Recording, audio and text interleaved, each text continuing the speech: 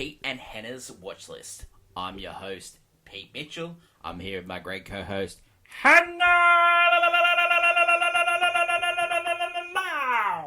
Hello, people. Hannah, we're here today for the AFI Top 100. Yep. Movie number 80. 20? Oh. Gone? Oh. 20 gone? 21st? Yeah. It's The Apartment. But before we begin, let us tell the listeners and the viewers what they should do. Pretty please leave a like and subscribe to the channels. Leave a comment down below any of your feedback and your favourite AFI Top 100 movie revisited list is so far. Hit the notification button and you'll get great content like this one, including movie news, where we started our little trying to find out the ultimate cinema experience. So let us know your favourite way to watch movies at the cinema. Favourite seat, favourite popcorn, favourite drink, favourite car spot. All of it, wherever you are. And we'll give you our favourites over the next couple of weeks. Great week on the channel. Great week next week. Yep. Challenges. Oh, challenges. Abigail. Yeah, great times. But let's get on to the AFI Top 100 10-year anniversary revisited. Movie number 80, The Apartment. Two back-to-back movies from the 1960s. Spartacus last week, this week The Apartment. Released June 21st, 1960. Goes for 125 minutes. We watched it on the MGM app, which is a feature on Amazon. A subsidiary, yeah. Yeah, they bought them out. Have you seen this before? No. I haven't seen it either. I thought I did, but I got mixed up with a Walter Matthau movie called Cactus Flower, starring the great Goldie Hawn. Oh, okay. Yeah, similar premise, but yeah. The elevator pitch for this movie. A young office worker trying to get ahead loans his apartment out to executives. That's pretty much it. Yeah, that is the plot of this movie.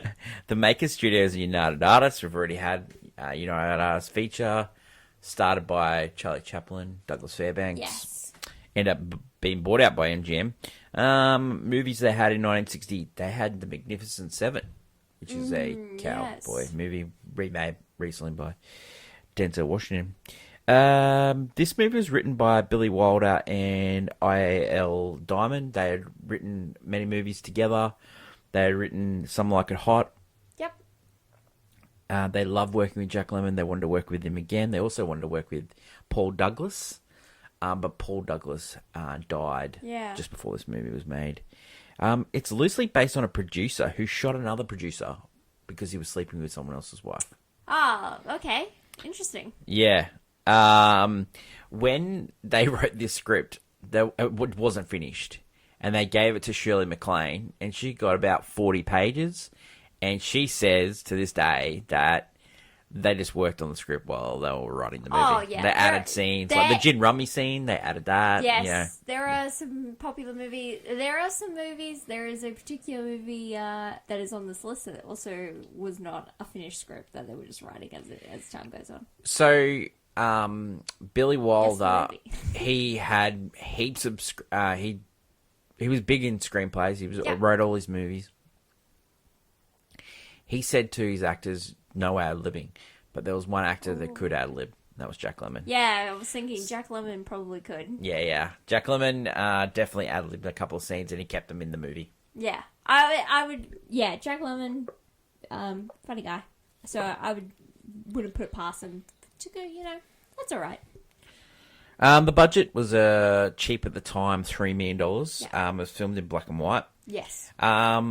The art direction, which ended up winning an Academy Award, to create the effect of the vast sea of faces that you see in the building. Oh, it was really funny how he did this because he got full-size actors to sit at desk in front, and then children dressed in suits were at tiny desks towards the rear. This is cute. Followed by smaller desks and cutout figures to create that larger effect. That's cute. Yeah, so... It's different. Yeah, because to create that big office space, they did it in small spaces. He did, like, quirky little things in the apartment as well, just to create space and stuff like that. I could tell. So, yeah, he won the Academy Award. Yeah, that's cute. That is... That's something you would like to hear, stories like that about making a movie. That's incredible. Produced by the Mersh Company. They also produced Magnificent Seven this year. Produced some Elvis movies and stuff like that. They're very prolific. They didn't win another Academy Award. This is their only Academy Award. They won it for Best Picture. The director, Billy Wilder, he worked on Something Like It Hot. He worked on Sunset Boulevard. Yes. He worked on Sabrina. Oh, yeah.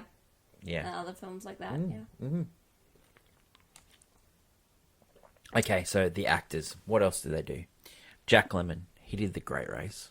Great movie. Yeah. Love that movie. Big with Walter Matthau. They did a lot of movies together. They were The Odd Couple. Yeah, The Odd Couple. That's Yeah. Yeah. And he was also in The Great JFK. Yes, he was. Always comes back. He always comes back to JFK. You know that. Shirley MacLaine, she was really popular in the 60s. She was like a female member of the Rat Pack. She was she did a cameo in Ocean's 11, which came out this year as well. You know, she was in Steel Magnolias. She was in Terms of Endearment. Guarding Tess, which is one of our... Guarding Tess, that's it. I was waiting for a movie that I was like, yes. One of our sister's favourite movies. Guarding Tess is...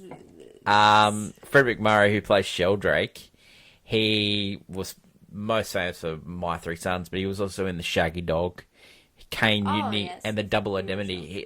He played a douche in those ones as well. He plays one as well as this. Billy Wilder said that Fred McMurray was a notorious tight person. Oh. Yeah, well, okay. It'll come up in the research here. Ray Woolston, who played one of the executives, he was in The Sting, but he was also in a TV show called My Favorite Martian. Oh. A lot of TV actors were in this one, including David White, who played Mr. Tate on Bewitched. Oh, yeah. So, you know, before it got a negative connotation to playing TV roles, there was a lot of TV actors going in between movies and TV. But then it got a negative connotation. You're either a TV actor or you're a movie actor. Yeah, I think that probably happened, I think, towards I think that's 80s and 90s. Yeah. Because that's when TV became pretty mainstream. Reaction to the film at the time. So, box office $25 million, pretty good off a $3 million base. Critics, Times, New Week, and New York Times all loved it. Yeah. Esquire hated it. They call it corny avant-gardism. Ooh, okay. Yeah. Wow. There was a couple of people that didn't like the adultery nature. Yeah. Fred McMurray was actually quite unsure of playing this role because he didn't want to be seen as an adulterer. Because he had that deal with Disney playing the Shaggy Dog and stuff like that. It's quite risque at the time. But now we watch back now and we go, oh yeah, that stuff happens. That's not, Okay, so this movie was nominated for 10 Academy Awards. It won 5, including Best Picture, Best Director, and Best Screenplay. Billy Wilder was the first person to win the trifecta. It also won Best Editing and Best Art Direction. This is the last black and white picture winner until Schindler's List. Oh yeah. I don't think it needed we use any more awards. Jack Lemmon didn't. He was great in this, but I don't think he should have won. Shirley MacLaine, no, she was fine, but I don't think she deserved it. I think it won its right awards. Do you want to have a look at the 61 Oscars? Yeah. Well, Spartacus. Was there? Spartacus was not nominated for the 61. No. Oh, it was the one after? No. It wasn't nominated for Best Picture, I don't think. I'm pretty sure. No. Burt Lancaster won for Elmer Gantry, so he beat The Apartment. Laurence Olivier was nominated for The Entertainer. He wasn't even nominated for Spartacus. Peter Ustinov won for Spartacus. He was up against Jack Crushon, who plays the Doctor in the Apartment. That role of the Doctor was supposed to go to Groucho Marx, but Billy Wilder said no because no. Elizabeth Taylor one for Butterfield 8. She was up against Shirley MacLaine in the Apartment. Oh yeah. Who else? So the art direction one. Art direction for color was Spartacus. Well, okay. Yeah. Yes. So just to go there. Directing, so Kubrick wasn't up for this, but you know who was up for directing in 1961? No. Alfred Hitchcock for Psycho. Probably should have won it, actually. Yeah. Yeah. Wow. Considering Psycho. this movie was, And Psycho is the Yeah. classic of horror and the genre. Yeah. Thriller. Okay, so the movies that were nominated for Best Picture. The Alamo, Yep. which was produced by notorious racist John Wayne. Elmo Gantry, produced by Bernard Smith. Sons and Lovers, produced by Jerry Wold. And The Sundowners, produced by Fred Zinnemann. No Spartacus. Yeah. Okay. But yeah. Okay, it's like every week on the channel we do clickbait, which we name our hottie hot takes. This week we're talking about cinema experience. Hannah, Yeah. hottie hot take. Before you get onto yours and Yeah. before I do mine, I just want to... We've had back-to-back 1960 movies. Which is better, Spartacus or The Apartment? That's hard to say. They're very odd. These two are actually very different kinds of movies. And it goes kind of into my clickbait in my Goes hot into take. my clickbait too. Goes into my hot take where I'm like, I kind of intimate, whereas this is an intimate. The Apartment is an intimate film where it's like where it is very solely like on the shoulders of the story, the writing, and the acting. Mm-hmm. And if one of those things isn't working, the movie falls apart. Mm-hmm. And it could be just a personal thing, but for like in this movie, it's because I don't like one of the aspects. The other two are great, but they just don't work because I need all three. Yeah. Because intimate movies can't rely on like the big, like any cinematic moments or anything. Yeah. They have to rely on the entire movie working from start to finish. Yeah. Which is weird, but it's because it's like a more intimate where you have to fall in love with these characters in the story. Yeah. There's no big moments. Yeah. And yeah, I just find that these intimate movies need to be very well made or they Yeah. kind of just fall apart. So My I'd probably go Spartacus. my Just barely. my clickbait goes into sort of that point. I think Spartacus is poor man's Ben-Hur. Yeah, I 100%. prefer Ben-Hur over Spartacus. Yes. And I prefer another romantic comedy with two people getting Yes, together at the you end said this, but in New Year's Harry on New Year's Met Eve. Sally is a way bigger kind of movie. What do you mean, way bigger? Yeah, in a sense that the Oh, intimate it's- feel of Harry Met Sally is a little bit more of a higher scale than this Oh, one. I don't know. Like, it's just two people. You want them I to guess get together. it is the story, the acting, and the writing Yeah. is on point in that entire movie. Yeah, well, like Rob Reiner, great director. Nora Ephron, oh my god, what a writer. Yeah, the writing and the acting. Yeah. Yeah, it all works on I just on the think if you're gonna put a two people meeting in weird circumstances and you're gonna get them together, I think When Harry Met Sally should be just on this list. Yeah, I guess we don't have like a huge selection of rom-coms for this list, which is strange considering America's like, part Yeah. of their culture is a rom-com here and there. Yeah, probably the only one we've had so far is Swing Time.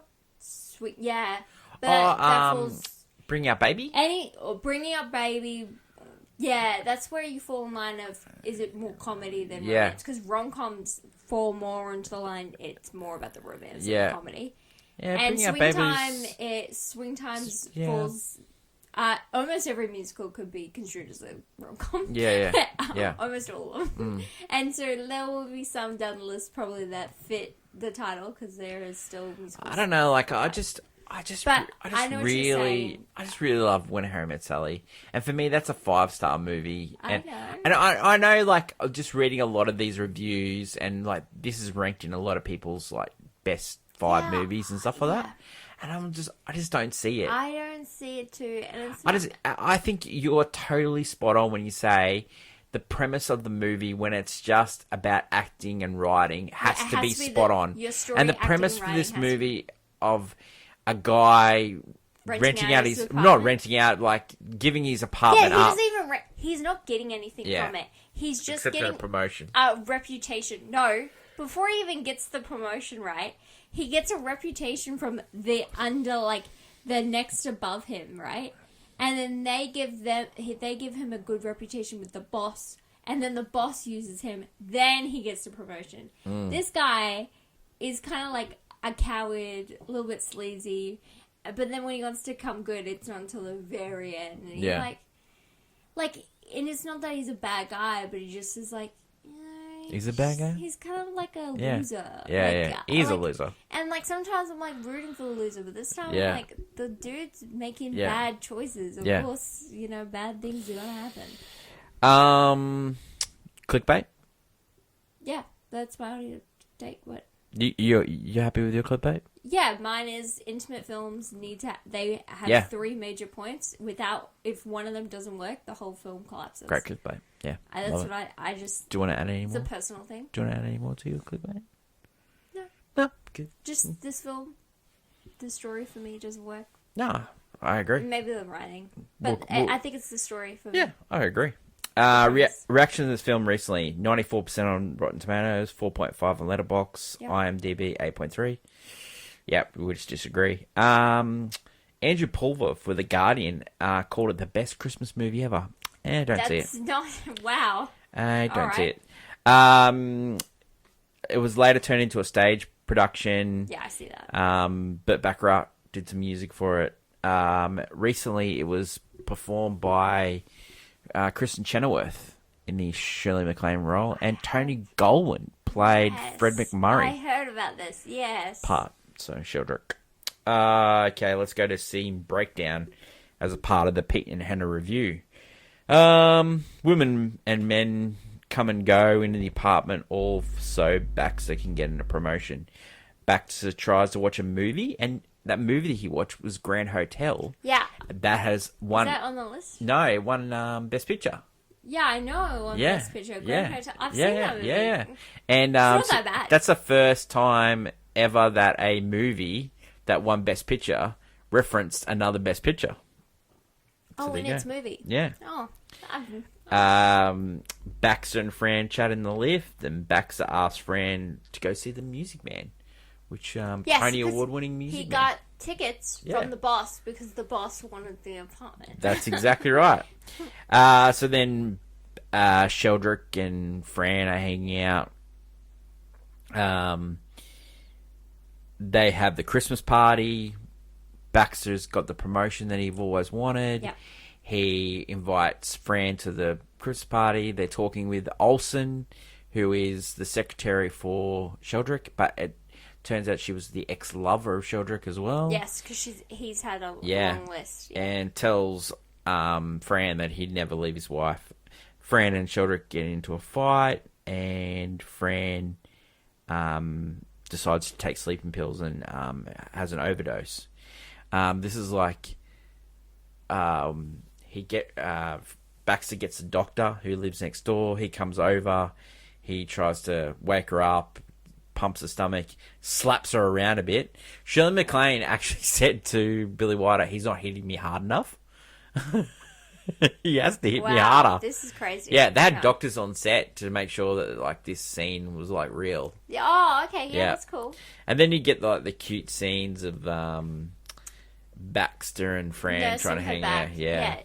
She was because Baxter's rung the boss Sheldrick and tells him, and then Sheldrick, because it's Christmas, can't get anywhere. And he says, "Mate, you have to deal with it." Yeah. They talk to each other while they're playing cards. Another executive tries to come in and use the place, and Baxter has to kick him out.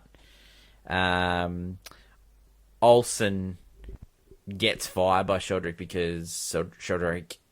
because he finds out that when they had that fight, it was because of Olsen. So yeah, Olsen gets fired. Yeah, that's crazy. The boss starts to turn the tables and wants to make this relationship. So then Olsen rings Sheldrake's wife and says, "Let's go and have lunch." So, so Baxter at this time is worrying that Fran's going to kill herself. So he's running around taking blades out of shavers. Yeah, when he's nursing her back, and this is runs home and thinks that the gas has been left on, and she just doesn't know how to light the stove. The brother-in-law is looking for Fran. And he comes to the office, then goes to the apartment, and then actually beats up Baxter because he thinks he's done Fran wrong. Baxter goes to the office, and he's got a black eye. He's got a lisp. And then he's trying to talk to himself. He's talking in his head, saying that, I'm the man for Fran Sheldrake. He's getting ready to basically tell the boss, you know what? Yeah. I want this girl. If you don't want her, I'll have her, kind of thing. It's like, all right, man. I'll take her off your hands.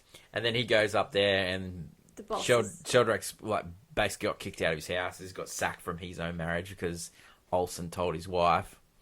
And then we get Baxter getting promoted. So he doesn't say anything to Sheldrake. Sheldrake promotes him. He gets a key to the executive washroom. Yeah, no, he got his huge promotion. Yeah. Sheldrake. So Baxter runs in with Fran again, and everything's worked out. For Baxter. And Fran goes, "Oh, you want to hang out?" And Baxter goes, "No, I've got a date," which he doesn't. He's all by himself. He's trying to show off that he doesn't need her because she's finally gotten the chance to have the relationship she wants with Sheldrake. So he's letting her go, kind of being a good guy, but he's being weird about it. So Sheldrake is getting his shoes polished, and this is the scene where Wilder goes, tip the shoe polisher, and McMurray's flipping a coin, and it's a 50-cent piece, and McMurray goes, "I'm not going to do that because never in real life would I tip a shoe polisher 50 cents. You get a bit for that." And Wilder says, "Mate, this guy is some piece of work." Oh my god! Okay, yeah. Oh, wow. So after that, Sheldrake tells Baxter that he wants the key to her apartment because he lost the key, and he's going to take Fran over there. But Baxter says, "No. It's over, mate. It's over, mate. You're not getting the key. I don't want to. No, I'm not doing this anymore." And then especially Sheldrake goes, "You have to do it. You have to give me the key, or you get fired." And then he gives him the key, and you think, "Oh, he's given up," but he's actually giving him the key to the executive washroom because he's resigning. So then you get Baxter packing up the apartment. Sheldrake tells Fran on New Year's Eve that Baxter wouldn't let them use the apartment. Fran leaves Sheldrake and runs to Baxter, a.k.a. when Harry runs to Sally on New Year's Eve. Okay. And there's a loud pop, and Fran thinks that Baxter's shot himself, but he's actually just opening a bottle of champagne. They start to play cards, and Baxter tells Fran that he loves her, and she says, "Shut up and deal." And that's the end. Yeah. Good last scene. Yeah. Yeah. It's just like you, Harry. No, for me personally, it's just this kind of just happens out of nowhere. She's realized really quickly, yeah. Yeah, she's realized that because he's not letting people use the apartment, that's the sign for he's ready for a relationship. And she was so drunk, and then she got sober so quickly. Not only that, is that she was so in love with the boss that she was willing to do what she did, and then she's like, no, I like this. I'm gonna give Jack Lemmon a shot, but really? You just, it's a bit off-putting. Yeah. Because it's not built, I don't think it's built well enough. You can see he's in love with her, but it's not built well enough to show that she was... Do you want to do reasons not to first? Okay, reasons not to. I reckon that's perfect. It's just not built for it. The love story is not built correctly. It's like the third or fourth part of this. Yeah, this movie is very built on Jack Lemmon's shoulders. Yeah, and his slapstick. If he doesn't work for you, and like I like his acting in it, it's just his character I do not care for. Like, he is just kind of a cowardly guy. I don't personally gel with it. The reason C is for Jack Lemmon, because I just like the little accents he puts on things, like when he brings out the microwave dinner. And then he's playing something on TV, and then he goes, "Oh no, I'm flicking the ad." Yeah, he doesn't want to set the ad, so he flicks all the channels to get back, and then another ad plays. And then he's like, "Oh, all it is westerns on TV." It'd be like now watching TV and saying, all it is superheroes movies, like, you know. Yeah, and also like I like he's like is making spaghetti with a tennis racket. And he's like, "You should see my backhand." Like, he's very funny and he's great. It's just the character he's playing. Yeah, I kind of don't like. Yeah, he's like a coward. Yeah. That, you know, kind of gets the girl in the end. Yeah, but didn't really kind of. I think there's a long line of these guys all throughout the history of movies, and in the 50s, 60s, and bit about the 70s.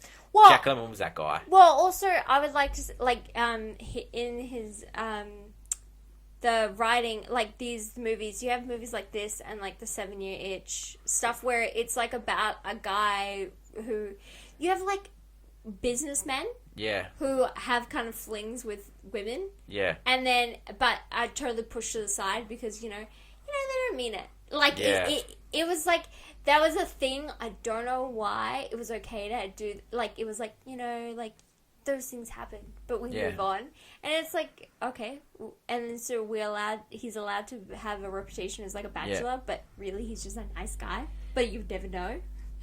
I don't know. Do you have any other reasons to see it? Reasons to see this movie? I would go, it's just I don't know, it's just an intimate. It's an okay movie. Look, I know some people do gel with it. They love it. Some people are gonna find it and love it. I think if you like these intimate romance stories and really like Jack Lemmon and enjoy, I do like when Shirley MacLaine's hanging out with Jack Lemmon. I really but they got good chemistry. It's barely in the movie. Yeah. I really like the lift bits when they were hanging out in the lift and stuff. And it's really barely in good. the movie. Yeah, I think you need more, There's too many parts of this movie where he's just cleaning up the messes of the other guys sleeping around. Yeah. Like, there's too much of that. I think they needed to go on a date before they... Yeah, we needed one date. But I think the problem was there's a part of the movie where you think they're going to go on a date, but she declines because she's actually going out with the boss and he doesn't know. And the thing is, you needed that one moment with it's just them, so you could just be like believing in those two coming together. And then when you find out, oh no, she's actually sleeping with the boss, it would have been much more of a shocking moment rather than, oh yeah, she's just sleeping with the boss. That's why she didn't go out with you, buddy. Okay, so does this deserve to be on the list? It's hard to say. I would say personally no. No, I'm going no. So it doesn't deserve to be higher. I think movies like it should be on the list. These like intimate, personal, like acting. Yeah. And there are some movies like that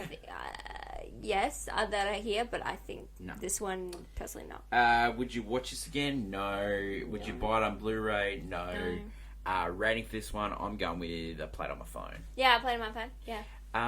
That is it. Yep. That is it. Yep. This movie was actually up one as well. So, it went from 81 to 80. So, people like it even more. Next week, we get movie number 79, The Wild Bunch, starring the great William Holden. Oh, okay.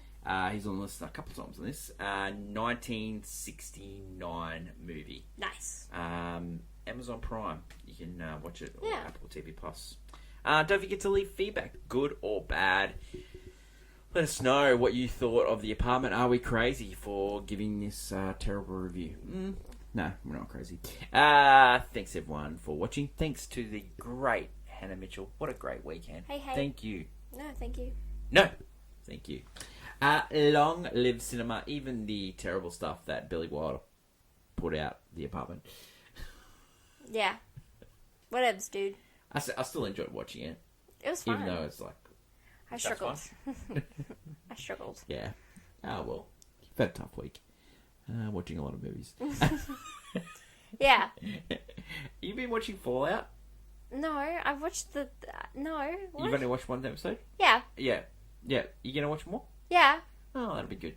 The problem is, I have a problem with it, is that I'm watching it, and then I just want to go Play the game. Fallout 4. When you were watching Last of Us, did that make you want to play the game? No. Because of Pedro? Pedro, yeah, but also, so The Last of Us is a complete one-to-one of the game, because the game itself is a cinematic game with survival horror elements, of course. Sure. Whereas Fallout is more of like, it takes elements from all the different games and it makes you feel the vibe of the game. Yeah. And it's a newish story with some, like, it's taking elements from the other movies, the other games, I'm sorry. And it just, it's just like you have that feeling going back and doing yourself, because it's a completely different style of game, because it's, you make your own story, basically, and you make your own character and go through the game. Whereas Last of Us, you are just playing. If I went and played the game, I would be playing the exact same story. Sure. Yeah. Yeah. And Last of Us is a little bit, heart-wrenching to go through multiple times. A little bit depressing. The first time, and they're going through it in the movie, the show, it was, Whereas Fallout, that music, jam it all the time. Crawl out to the Fallout, baby. Well, that is it for us this week. Mm-hmm. Looking forward to next week. We'll do it all again. Yep. Thanks everyone for watching and listening. Don't forget to like, follow, and subscribe. Until next week, for Wild Bunch, it's bye for now. Bye.